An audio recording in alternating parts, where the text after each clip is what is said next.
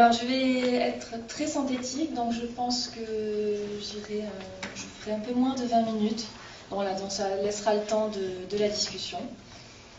Donc, mon exposé portera sur les programmes artistiques qui jalonnent les réseaux de tramway qui sont présents en France. Il s'agira de comprendre dans quelle mesure ces commandes publiques participent d'une nouvelle forme d'expérimentation des lieux et comment le corps du citadin est ici sollicité à travers les œuvres d'art public. Alors pour ce faire, je vais revenir très brièvement sur la genèse du programme artistique, avant de poursuivre sur l'expérience sensible qui est convoquée ici, en vue d'interroger les formes de mise en scène du corps et des relations que celui-ci entretient avec et dans l'espace public. Alors, l'accompagnement artistique des lignes de tramway voit le jour à Strasbourg en 1994.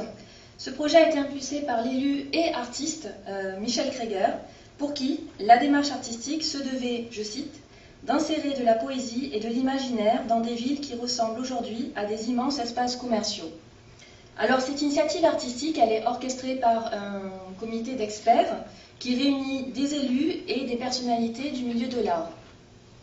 Le couple art public tramway apparaît comme un élément symbolique de ces espaces qui sont traversés, qui sont rendus visibles par le tramway et depuis ce dernier.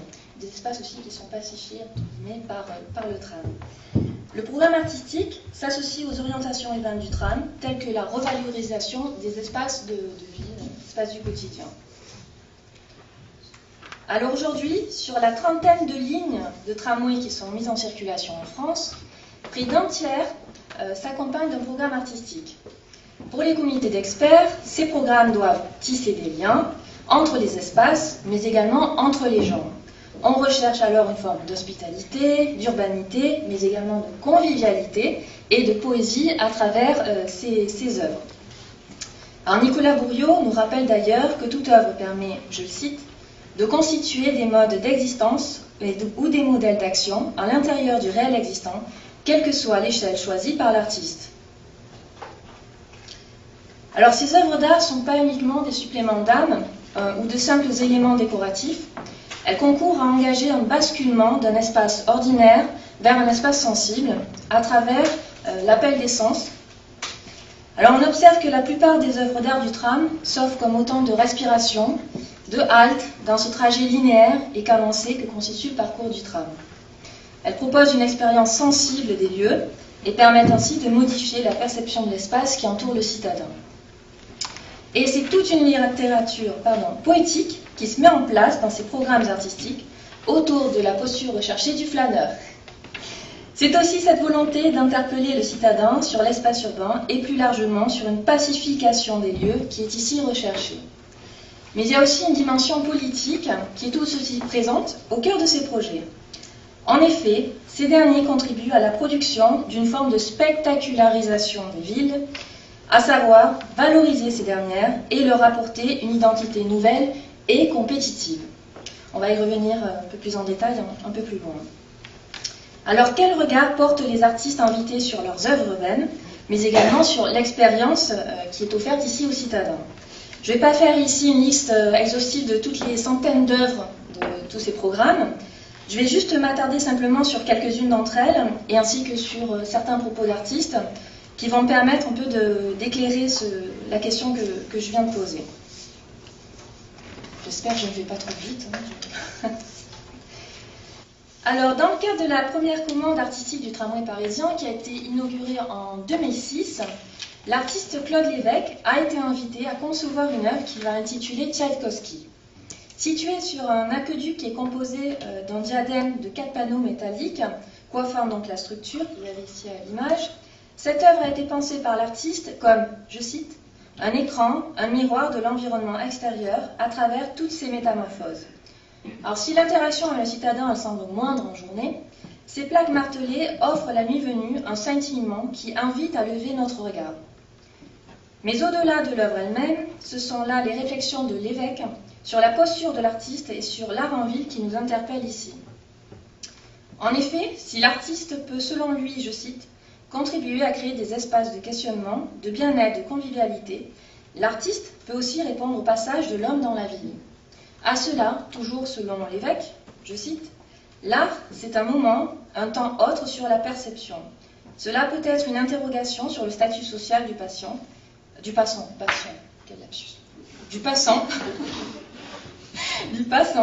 Cela peut refléter l'histoire du lieu, du quartier, de la zone d'activité dans sa symbolique et sa forme. Alors l'œuvre d'art, elle offre ces instants qui sont chargés d'affect et qui permet ainsi ce rapprochement entre le corps du citadin et l'environnement extérieur. Autre œuvre, l'œuvre de Dingram permet aussi d'illustrer les propos que je viens de dire. Alors From Bullet sur Eternity fait également partie de cette première commande artistique du tram parisien, implantée sur un îlot central qui jouxte la station Port de Versailles. L'œuvre se compose de 2 arcs de cercle en verre santin et s'inscrit donc en toute transparence sur le site.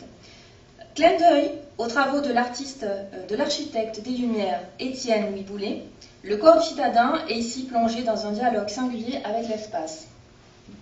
Il y a indubitablement une réflexion sur ce qui est l'invisible et le visible, sur la dialectique des échelles architecture et corps, sur l'intime et le public, que l'on retrouve également dans d'autres œuvres.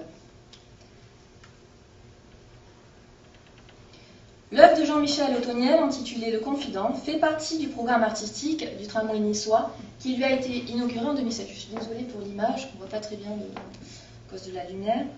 Alors installée sur un square, cette œuvre qui est hybride, elle prend quelque peu l'apparence d'un mobilier urbain et elle est pensée comme un lieu de recueil pour le corps du citadin pressé.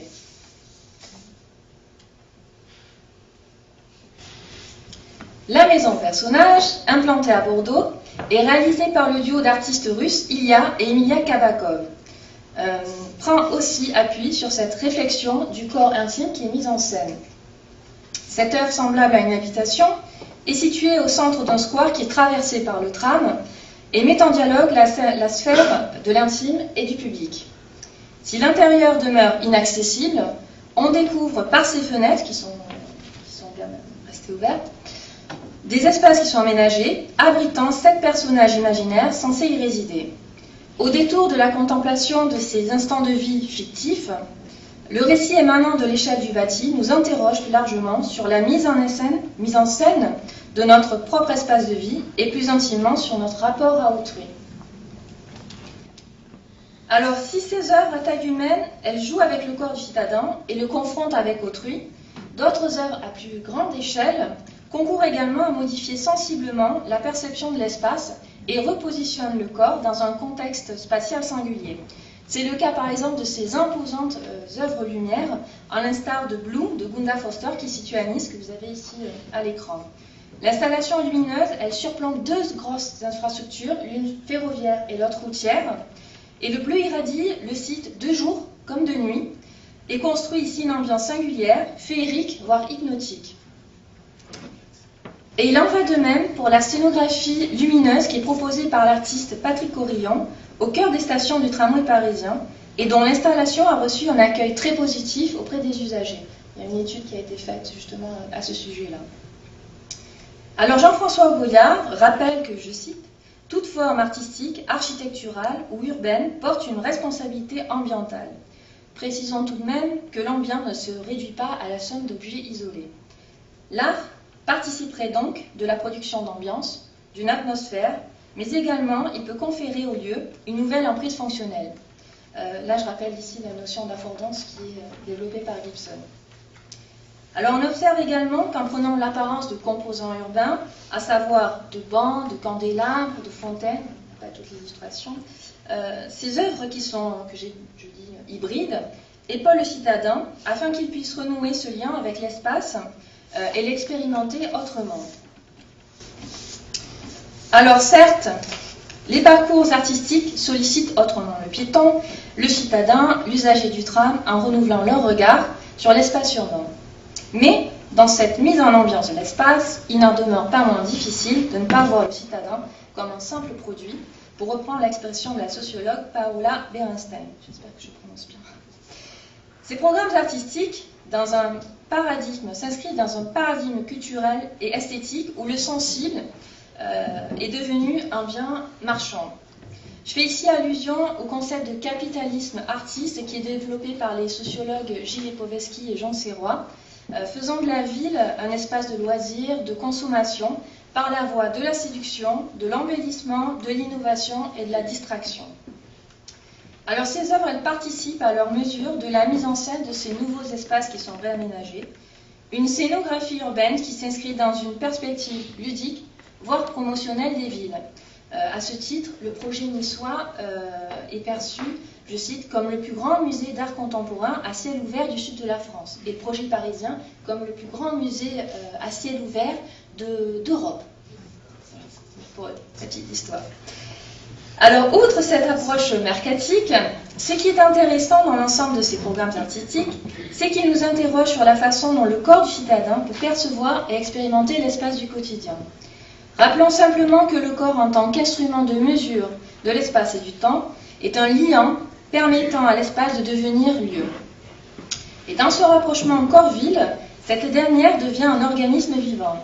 Si, comme le souligne le philosophe Thierry Pacaud, je cite, « Le citadin possède la vie de corps, la ville est un corps plein d'organes qui fonctionnent en permanence. » Intervenant sur ce corps urbain, les œuvres d'art entendent donner un nouveau visage à la ville. Jean-Christophe Bailly fait ce rapprochement entre le corps humain et le corps urbain, lorsque celui-ci rappelle la nécessité, je cite, « de refaire du corps là où il y a eu des prothèses, faire surgir du tissu là où les mailles ont été inexistantes ou se sont relâchées, intensifier les liaisons entre les différentes parties du corps humain. » Alors l'expérience corporelle influe sur l'agencement de l'espace et inversement, l'espace modifie notre perception de l'espace et la sociabilité. Alors les œuvres d'art invitent le corps à parcourir autrement la ville et réciproquement une ville sensible, plus accueillante pour le citadin, se met en place, qui est renforcée ici par la présence de l'art public. Mais la ville contemporaine reste une superposition de composants urbains, d'espaces hétérogènes formant un territoire qui est fragmenté. Une fragmentation qui impacte aussi sur le corps en ville qui est devenu, là je dirais, désarticulé, notamment par la présence de ces nouvelles technologies. Alors pour comprendre le monde actuel qui nous entoure, rappelons que la pensée occidentale s'est éloignée de la faculté de sentir, de l'interrelation, de l'impalpable, pour s'orienter vers celle de la raison, de l'opposition, de la dualité et des instruments de mesure. La pensée cartésienne, fixe, est opposée à la pensée en mouvement qui met en interrelation sujet-monde, sujet-objet, que l'on retrouve notamment dans le courant de pensée nippon et qui est très bien explicité par les écrits de Augustin Berg. Il est alors intéressant de dire deux mots sur le principe de coprésence qui engage notamment une étroite relation entre l'objet et le sujet et plus spécifiquement entre le sujet et le monde. Catherine Groot rappelle que la coprésence, je cite, coïncide avec un moment commun et synchronique. La coprésence est porteuse d'un principe de partage et de relation avec autrui. Dès lors, il va sans dire que l'expérience sensible qui est proposée par les œuvres d'art et à laquelle se greffe le concept de coprésence est l'occasion de relier le corps à l'esprit, mais aussi le sujet à la ville, à l'espace et aux autres. Le corps ainsi en action participe à la production d'un espace urbain, d'un lieu propice à la rencontre. L'imaginaire du corps ici proposé par les œuvres d'art est alors celui d'un corps qui est apaisé, qui reprend peu à peu une place de choix en ville. Alors, l'art s'offre comme autant de respiration, de potentialités pour de nouvelles expériences sensibles et urbaines, autant d'instants où le corps s'élève, entre en résonance avec la ville. Elles sont pour ainsi dire des seuils, faisant la jonction entre l'espace du quotidien, ce lieu public, et l'expérience du lieu qui reste avant tout de l'ordre du subjectif. Le philosophe Bertrand Salignon nous livre quelques éléments de définition sur la notion de seuil. Il s'agit, selon lui, d'un espace à la fois ouvert et enclos, un morceau de pierre venant poser un bout d'horizon, lequel convoque ce qu'il déplie, c'est-à-dire monte en puissance vers l'ouvert, tient ouvert l'ouvert. De l'ordre du sensible, le seuil offre donc cette possibilité de voir par-delà la réalité objective qui s'offre à nous, et il en va de même pour les œuvres d'art. Donc je conclurai, je pense que je suis allée un peu vite, mais bon. Alors dans les discours officiels de ces programmes artistiques, qui renouent avec des notions qui semblaient être malmenées par les concepteurs des villes, je ne sais pas si je devrais dire ça en tant qu'urbaniste, mais donc les notions qui sont l'urbanité, le vivre ensemble, le flâneur, la poésie de ville. En tant que citadine, j'ai pu faire l'expérience seul ou accompagné de ses programmes artistiques. Dans ce lieu souvent assez hostile et complexe qu'est l'espace urbain, le choix de l'emplacement des œuvres, leur accessibilité et leur maintenance sont quelques-uns des facteurs qui influent sur leur visibilité et amenuisent les chances de faire l'expérience de ces dernières. Il n'en demeure pas moins que certaines œuvres ont permis une nouvelle réappropriation de l'espace, ou du moins nous ont sensibilisés sur ce dernier, permettant ainsi au corps de retrouver une certaine place et de créer une vraie centralité urbaine, un espace public pour le public. Ce sont ainsi une multitude de lieux pacifiés et qui interagissent avec le corps du citadin. Je finirai par une dernière citation de Patrick Baudry qui nous dit « La ville produit sans doute une corporéité typique, des usages du corps qui correspondent sur un mode communicationnel, surtout non verbal, à la pratique des espaces publics. Mais c'est aussi le corps, dans sa singularité même, qui façonne l'urbain. » Je vous remercie.